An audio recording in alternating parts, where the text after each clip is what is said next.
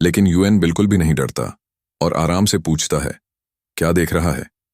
कभी फ्लावर नहीं देखा क्या? ईच वन उस मॉन्स्टर पिग स्नेक को चिढ़ाते हुए पूछता रहता है कि क्या उसने कभी किसी को फूल तोड़ते देखा है। उसका बोल्ड एटीट्यूड देखकर वह मैसिव क्रीचर एक पल के लिए उलझ जाता है। मौका पाकर ईच वन फ्लावर पकड़ता है और जानवर की ऊंची जगह से छलांग लगाकर भाग जाता है। ऑपोजिट क्लिफ से सुनान उसे भागते देखती है और जल्दी एक्ट करने को चिल्लाती है। जब वह देखती है कि मैसिव पाइथन वॉर करने ही वाला है, तो वह उसे सावधान रहने को कहती है और पूरी ताकत से अपनी एक यान थंडर फायर बीड फेंक देती है। बीड हवा में उड़कर पाइथन के चेहरे पर मैसिव फायरी ब्लास्ट के साथ फटती है और यूएन जमीन पर गिर जाता है। यानानीन उसके पास दौड़ती है और घबराकर पूछती है कि वह ठीक है या नहीं। क्लिफ एज से दोनों एक्सप्लोजन के बाद का नजारा देखते हैं। ब्लड मून ग्रेट पाइथन का मैसिव सिर बीड की ताकत से पूरी तरह उड़ चुका था, जिसे देख वे हैरान रह जाते हैं। यूएन ऊंची आवाज में सोचता है, क्या उस बीड में वाकई इतनी पावर थी? लेकिन लड़ाई खत्म नहीं हुई थी। पाइथन की मैसिव हेडलेस बॉडी पीछे उठती है और अपनी पूंछ से वार करता है, हवा में अविश्वसनीय स्पीड और फोर्स से लहराते हुए। लेकिन सिर न होने की वजह से उसके हमले बेढंगे थे और ज्यादा नुकसानदेह नहीं लग रहे थे। तत्काल खतरा टलते ही यूएन आराम से ब्लड क्रिस्टल ट्विन फ्लावर आगे बढ़ाकर शैनन से कहता है, इसे ले लो। वह कीमती चमकते हुए फ्लावर को स्वीकार करती है और उसके चेहरे पर प्योर जॉय साफ दिखने लगती है। एक्साइटमेंट के बाद यूएन उससे पूछता है, यह फ्लावर किस काम आता है? शैनन बताती है कि ब्लड क्रिस्टल ट्विन फ्लावर असल में स्नो मून फ्लावर का म्यूटेड वर्जन है। जहां एक नॉर्मल फ्लावर सिर्फ एजिंग को स्लो कर सकता है, वहीं यह फ्लावर इटर्नल यूथ दे सकता है। वो कहती है, इस दुनिया में कोई भी औरत नहीं होगी जो ऐसा खजाना न चाहे। यीचुआन ध्यान से उसकी बात सुनता है और एक नए इरादे के साथ घुटनों के बल जमीन पर बैठकर अपनी तलवार थाम लेता है। उसे एहसास होता है कि अगर इस फ्लावर का ऐसा असर है तो उसकी मां को भी यह जरूर पसंद आएगा। जैसे ही यीचुआन एक और क्लिफ साइड पर कूदता है, शैनन उम्मीद भरी नजरों से उसे देखती है। वह सोचती है, शायद वह दूसरा ब्लड क्रिस्टल ट्विन फ्लावर मेरे लिए गिफ्ट लाने जा रहा है। शायद उसने आखिरकार मेरा इशारा समझ लिया। लेकिन उसकी उम्मीद तब टूट जाती है जब यीचुआन फ्लावर को बहुत सावधानी से अपने बैकपैक में रख देता है। उनकी जीत का वह पल अचानक एक भयानक रोर से चकनाचूर हो जाता है। वे मुड़कर देखते हैं और सामने डरावना नजारा देखते हैं। ब्लड मून ग्रेट पाइथन मरा नहीं है। उसका कटा हुआ सिर उनकी आंखों के सामने तेजी से रिजनरेट हो रहा है। कैनन पूरी तरह शॉक हो जाती है। उसे एहसास होता है कि बीस्ट थंडर फायर बीड से भी बच गया, तो उसकी शक्ति कितनी इमेंस होगी। 9th रैंक अप्रेंटिस के पीक पर खड़े होकर रिजनरेट हुए मॉन्स्टर को देखते हुए यान शोनान से पूछता है कि क्या उसके पास और एक्सप्लोसिव बीड्स हैं। वो घबराहट में चिल्लाकर कहती है कि उसके पिता ने सिर्फ एक पैर दिया था। अब पूरा रिजनरेट हुआ पाइथन उन पर झुकता है। उसकी लाल आंखें गुस्से में जल रही होती हैं। बिना डरे यान अपना स्पेशल स्किल यूज करता है। Blood shadow butcher ability activate करता है।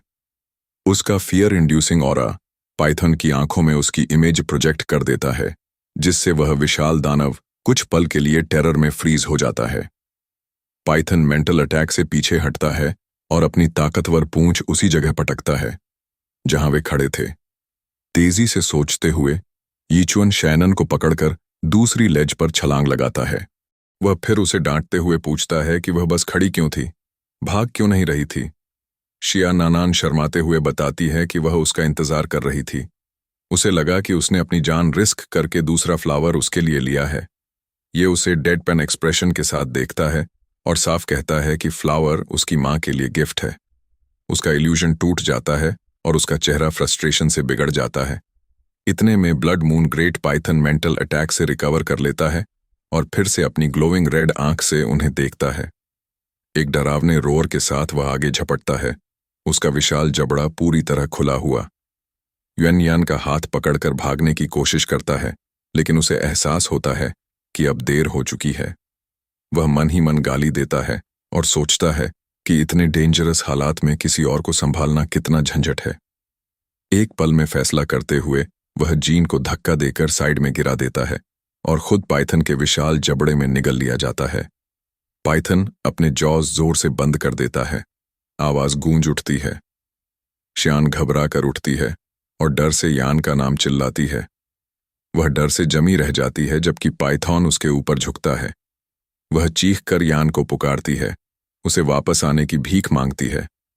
पाइथन अपना मुंह खोलकर उसे भी निगलने ही वाला होता है कि तभी अंदर से कुछ होने लगता है। पाइथन के गले के अंदर से चमकदार लाल रोशनी फूट पड़ती है और एक ब्लेड अंदर से बाहर की तरफ काट देता है। मॉन्स्टर दर्द से तड़प उठता है। उसका शरीर मरोड़ खाता है जैसे अंदर से फाड़ा जा रहा हो। एक खौफनाक एक्सप्लोजन के साथ पाइथन का शरीर फट जाता है और यन बाहर निकलता है, पूरा उसका शरीर खून से लथपथ। उसने लिटरली उस दानव को अंदर से बचर कर डाला। वह खून से सने हुए रिमेन्स के बीच खड़ा होकर कैजुअली कैनन से पूछता है, तुम अभी मेरा नाम पुकार रही थी? राहत से भरकर वह दौड़कर आगे आती है और उसे कसकर गले लगा लेती है। खुशी से कहती है कि उसे कितना अच्छा लग रहा है कि वह ठीक है। वो ब्लंटली कह देता है कि वह बहुत स्टिंक कर रहा है और पाइथन ने उसे ऑलमोस्ट पूप्ड आउट कर ही दिया था।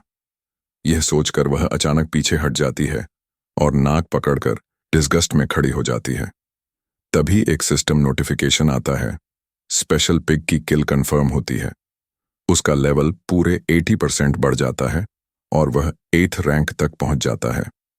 उसका पिग नेमेसिस बोनस डैमेज 1% और बढ़ता है और उसे 0.2 फ्री एट्रीब्यूट पॉइंट्स और मिलते हैं। उनका क्वेस्ट पूरा होने के बाद यीचुआन शनान से कहता है कि अब उन्हें वापस जाना चाहिए। वह दोनों वापस चिंगचिंग की तरफ निकलते हैं। सिटी गेट्स पर पहुंचकर वह देखते हैं कि लोगों का एक ग्रुप चिंतित होकर इंतजार कर रहा है। एक बुजुर्ग आदमी जो ट्रेडिशनल रोब्स पहने हुए है आगे दौड़कर आता है और जी यानान को देखकर राहत महसूस करता है। वह उसे देर से लौटने पर डांटता है और कहता है कि वह चिंता से बीमार हो गया था, लेकिन शनान खुशी से चमक रही होती है। वह glowing blood crystal twin flower ऊपर उठाकर बताती है कि उन्होंने इसे ढूंढ लिया है और उसकी मां जरूर बहुत खुश होंगी। वह आदमी जो फैमिली स्टीवर्ड है उसे उसकी रेकलेसनेस के लिए डांटने लगता है।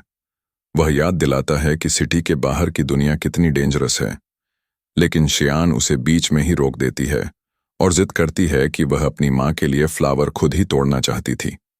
वह यह भी भरोसा दिलाती है कि यान उसकी रक्षा कर रहा था, इसलिए कोई प्रॉब्लम नहीं हुई।